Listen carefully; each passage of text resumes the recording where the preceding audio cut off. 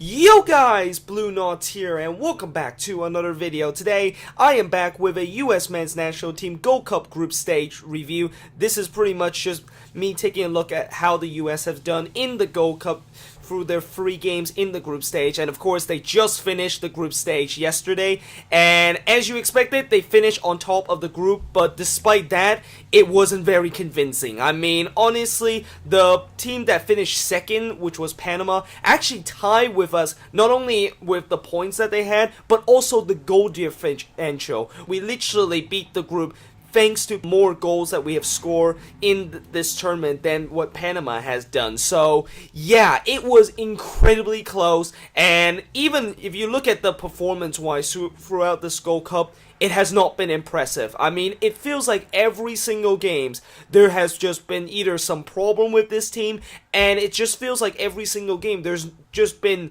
I don't think I remember the last time where the US have gone into a Gold Cup tournament where none of the games seems like a relaxing game. I mean, it's true. Like, you look at the 3 games that we had against Panama where we drew 1-1, that was an incredible frustrating game for us, because I feel like in that game, you know, I thought, yes, Panama was probably the toughest opponents we're gonna face in the group stage, but I feel like we should have enough to beat them. And yes, I know Panama are bringing probably their A team and they're taking this tournament a little bit more serious than other team, but still, we should have enough quality in our B team to get a pretty good win against them. But no, instead we didn't. I think in that game, and this is probably going to be a trend for the games that I would talk about, is that in this game the team looks really lacking in terms of the chemistry level and how it just doesn't feel like the team is very cohesive.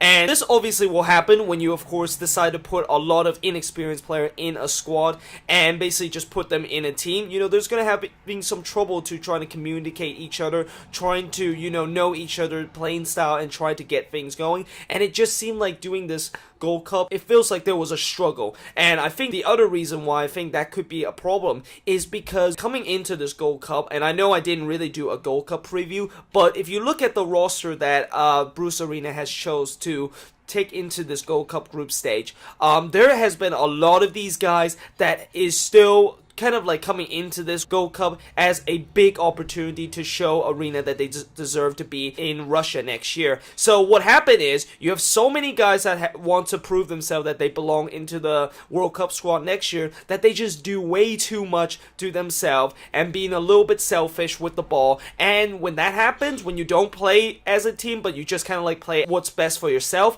then you know there's going to be some serious problem with the team. Now, having said that, we did get 2 wins in this group stage. Of course, the first one was against Martinique, which of course we won 3-2, and I don't actually really need to give a lot of description of what gone on in that game, because you probably know what happened in that game, and you probably have heard a lot of very angry and upset US fans after that game saying that, you know, the team looked completely lost, and the fact that we almost lost to a team that is not even recognized by FIFA, and it's also not even a country itself, you know, yeah.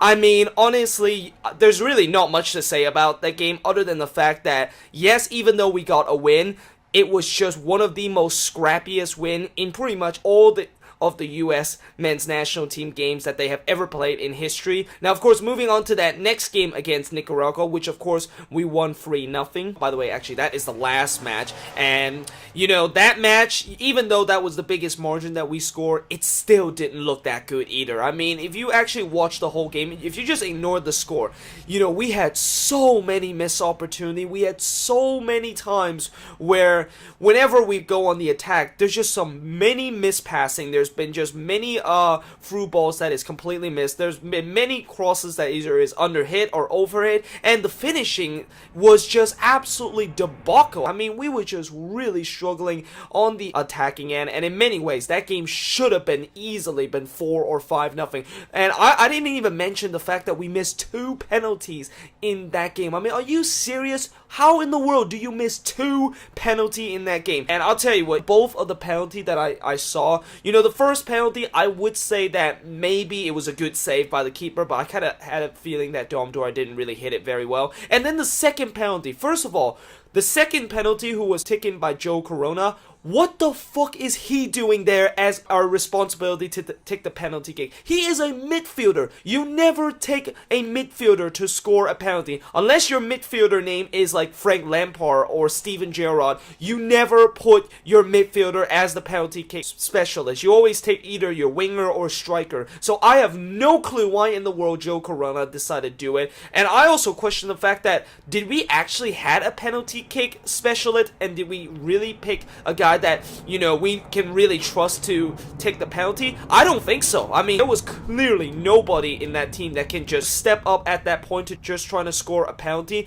So, you know, that obviously I'm gonna have a lot to blame on Bruce Arena on that point. The fact that, you know, hopefully in the knockout stage we'll definitely need a penalty kick specialist, because, you know, if you can't convert these kind of penalties, and in that game against Nicaragua, which by the way I didn't even mention it, but we had to score 3 goals in that game to top the group. That game, right, we should easily have scored 3 goals. In fact, the second penalty that we missed, we were at like 2-0 up. That should have been the 3rd goal that we had. We didn't have to wait till the 88th minute to get that 3rd goal. We didn't have to put the entire stress on our body and pretty much just praying to God that eventually this team will score the goal. I mean, it shouldn't be come to that point. We should have easily just dispatched this Nicaragua team very early on, and we didn't need to have to get that 3rd goal like just so late in the game. Now the good news is, as the knockout stage is about to start, I'm pretty sure we're playing against either El Salvador or Jamaica. I gotta check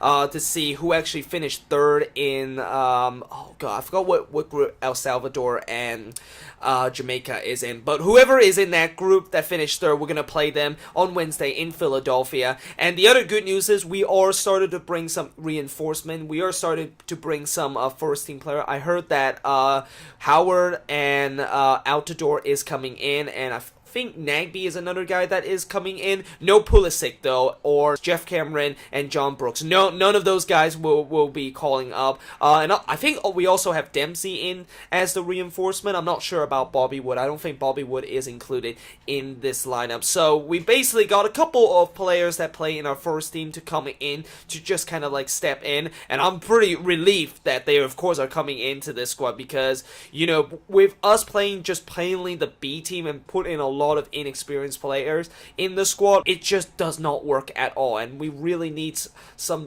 of those experienced players to try to get us score some critical goals in crucial moment, and hopefully that of course will be the case. By the way, I'm actually going to be attending the Gold Cup final this year, and I mean I already got my ticket like 5 months in advance, because I was pretty sure that the US was gonna make it into the Gold Cup final, and I'm still pretty sure that they will make it to the Gold Cup final. I think maybe the semi-final will be the toughest stage, because I'm assuming in the semi-final we're probably gonna have to play against Costa Rica, although Costa Rica are also bringing their B team, so you know it's gonna be interesting to see how it goes. But let's just hope that by the time July 26 comes, which of course is the day of the Gold Cup final, that I will be going to Levi Stadium and see my US team take on whoever it is. Most likely it's going to be Mexico, but yeah, I mean, obviously that of course is pretty much my Gold Cup group stage review. Now before I of course end this video, I am actually going to be picking a player that it seemed like he had a breakout group stage in the Gold Cup, and most likely he will be included into the World Cup squad next year in Russia. And there was a couple of guys that I feel like as a breakout star. Some of the candidates that I have chose include Jordan Morris, Dom Dwyer, who else? Matt Miazga. But I think of all those candidates, those are not exactly my breakout star. The breakout star that I think so far in the Gold Cup is gonna be Kellen Rowe. Now, the reason why I say Kellen Rowe is a breakout star is because in that game against Panama, he was pretty much the best player in the entire field. I mean, if you're gonna do a player ratings in that game, I'm pretty sure Kellen Rowe is literally at the top of everybody else, because he was just so good in that game. He was doing very well in the attacking end. He also created a very good assist on that only goal that we have scored, where of course he crossed it in to Dom Dwyer, and then Dwyer finished it off. And then of course in that Nicaragua game, okay, yes, he didn't really have his best first half, but in the second half he scored a crucial goal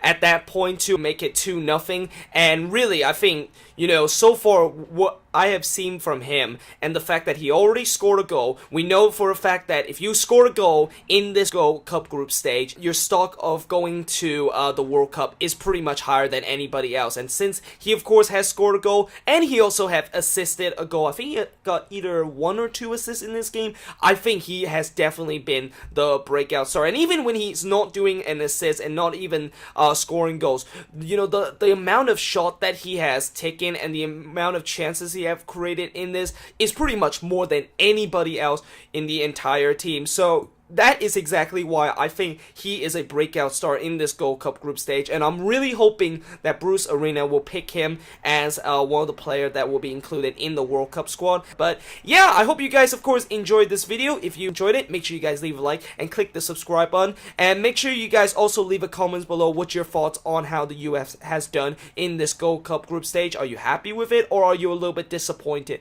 with it? And do you think the US will win this Gold Cup? My prediction is still yes, I think we're definitely going to win this Gold Cup. I still think that we are clearly the favorites coming in, especially the fact that the other favorite, Mexico, so far, you know, I haven't really watched a couple of their games, but I have heard that they themselves are not doing very well in the group stage with their B players. So we'll see how it goes. Hopefully the US, of course, will be in that Gold Cup final game, the game that, of course, I will be going on July 26th. And hopefully when I do attend that game, at the end of the game, I will see the US lifting the Gold Cup trophy. But until then, I hope you guys enjoyed it, and I will, of course, see you guys next time.